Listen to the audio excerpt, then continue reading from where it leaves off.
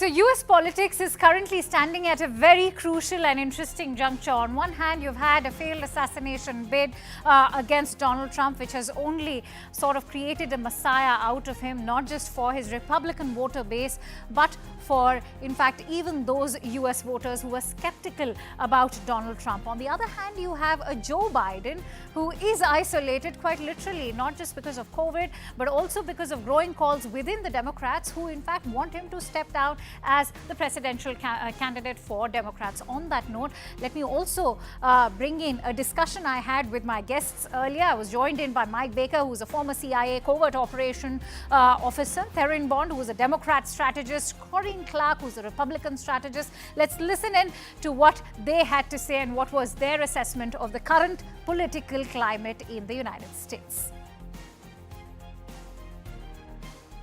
Mike, Theron, and Corinne, thank you so much for joining in on World 360. Mike, if I may begin with you with regards to the security apparatus, the Secret Service Director Kimberly Schieffel has said that the buck stops with me and that the assassination attempt should have never happened. I mean, days after the attempted assassination, Trump's shooter remains an elusive enigma. Is this a further validation of the failed security apparatus during Biden's administration?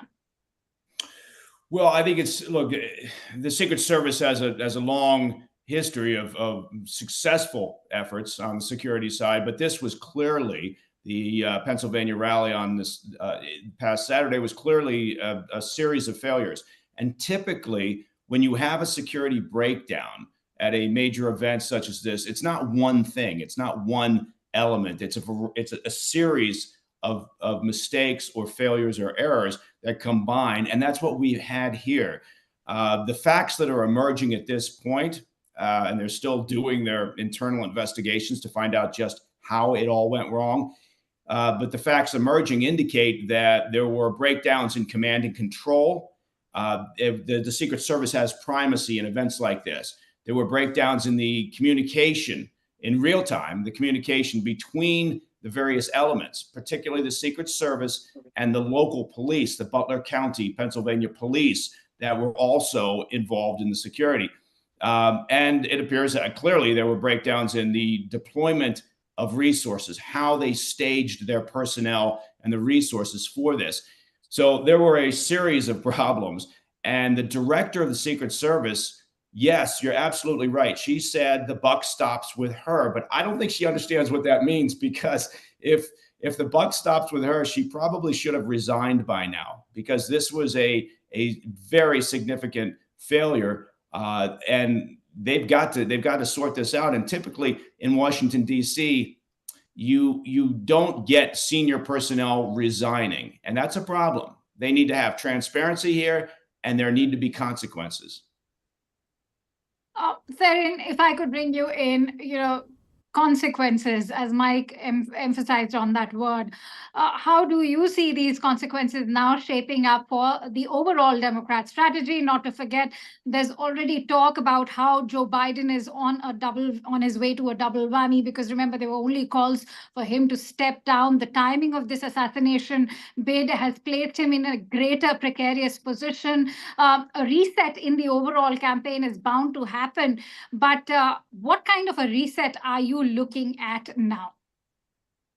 Well, I think what the assassination attempt on former President Donald Trump did was elevate his campaign, unfortunately, even more so than it already had been.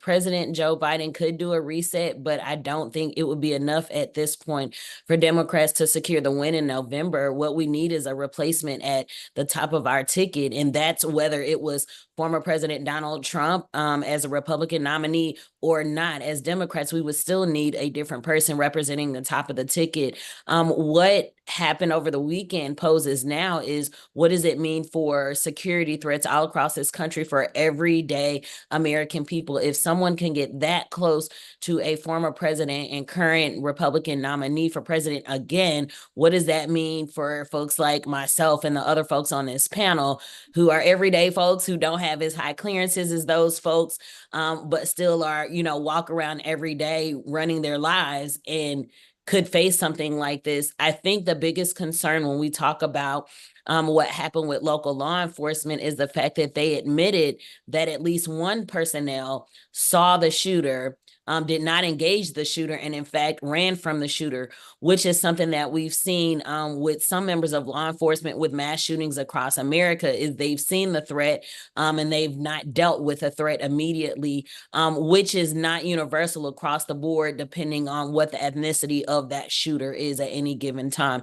So we have some security things that we need to address within the United States that go irrespective of who's the president now or who will be the president after November. All right.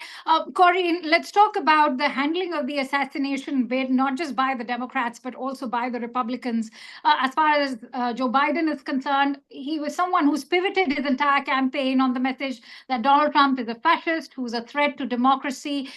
Will that kind of messaging, something that's already being attacked by the Republicans, now give the Republicans an upper hand? It seems to be giving the Trump campaign the upper hand. And I think the momentum was on Trump's side before this happened. And as we've mentioned before, it seems to have just promoted him more. I think that dangerous language that we've heard from Joe Biden, calling Trump a dictator and comparing him to other terrible leaders, it hasn't stopped. And we can see that now his pinned post on Instagram is still that Trump will be a dictator on day one. It's the first post you see when you go to President Biden's Instagram.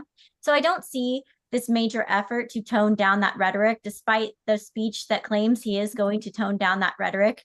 Still see his post says, his banner on Twitter says, "Together we'll finish the job." There seems to be no indication from the Biden campaign that they're acknowledging this assassination. We saw one assassination attempt. We saw one speech from Joe Biden, kind of a sloppy speech with a lot of promises that he is not picked up on at all. I do think that a lot of people that support Trump, who maybe were sitting in the shadows, now feel empowered and emboldened to publicly endorse him. That is going to continue to add to the momentum that the Trump campaign has. And the weakness of Biden's candidacy is just highlighted even more with the comparison of this bigger than life Donald Trump candidacy. I think it's a lose-lose for them. I don't think they could put anyone else against Trump who could beat this kind of momentum that we're seeing now. All right, Mike, U.S. officials, as has already been indicated in a CNN report, learned of an Iranian plot to kill former President Donald Trump. This was, in fact, a learning just before the attempted assassination that took place in Pennsylvania. But having said that, no dots have been joined as yet between the recent assassination bid and this Iranian plot. Having said that, even if there was intel, where does this leave the U.S. law enforcement and the U.S. government? Well, yeah, I think it's interesting because they're saying that they had information regarding this Iranian threat prior to the Pennsylvania rally where the assassination attempt took place, and they had enhanced the former president's security detail in advance of the rally. So it's concerning because it makes you wonder, well, what did that security package look like before the rally if what millions of people saw on Saturday was an enhanced security package? But look, this Iranian threat is not, it's not something new. They've been aware of this. They know that there have been threats from the Iranian regime for quite some time, and they've provided security for others within the former Trump administration, including Mike Pompeo, who was the Secretary of State, and John Bolton, the security advisor, and Brian Hook, the special envoy to Iran. So they had been aware of this threat. It's interesting that they bring it up at this point in time. Look, going forward, there has got to be, again, I think most important for the credibility of the Secret Service and for the security apparatus of the U.S., there has got to be a significant level of transparency to allow the population to have more confidence or trust. Because right now, their confidence and trust in various U.S. agencies, including Secret Service, the FBI, the CIA, it's at a rather depressing low. It's very interesting that you make that point, Tareen. How precarious is it now for the Democrats, considering you heard what Mike is saying? He's talking about the larger security apparatus. We've already seen allegations coming from the oppositions, the Republicans, various foreign policy analysts who are saying that America is placed in a very tricky geostrategic position where we've only seen wars being fueled further. Having said that, how will the Democrats now change narrative? Will there be a change in narrative at all when it comes to making America secure again, which, by the way, is also one of the sessions at the ongoing RNC in Milwaukee? So I think what President Joe Biden and his administration will need to do is certainly restore faith in the American people that this is a safe country, that, you know, not only is he as president safe, but the American people are safe. And that's something that's going to require intentionality.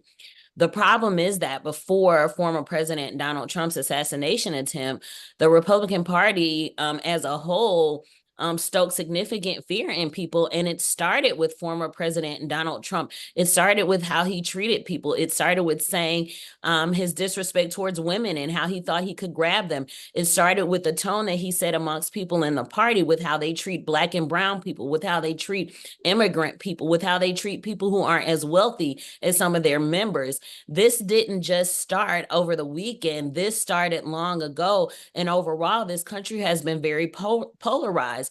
What former President Donald Trump did is just embolden a number of people. In fact, as we know, we've seen several reports that say the shooter was a member of the Republican Party, and the shooter was indeed someone who followed the likings of former President Donald Trump. So what does that mean about the people that identify with each of those leaders, being both former President Donald Trump and sitting President Biden? And what does that mean with how they will move forward? Because as we see, both of them are talking about unity, but you have one party that's talking about making things diverse and equitable and inclusive. You have another party that's saying, well, DEI is for dummies, and it doesn't mean anything other than what it stands for. And in fact, you cannot have unity without diversity. You cannot have unity without equity, and you certainly cannot have unity without inclusion. And everybody needs to understand that.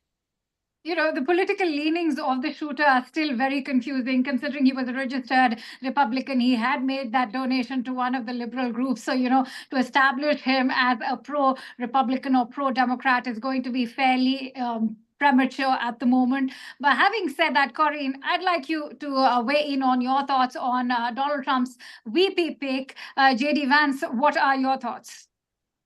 I think that J.D. Vance is a great pick for Donald Trump. I think he speaks to the working class that we really need to embolden in this election to show up. I think J.D. Vance is a great person for Pennsylvania and Ohio and Michigan and Wisconsin. I think he'll speak to that group of people that Joe Biden has let down with his administration, and this economy continues to fail them. So I'm glad to see that.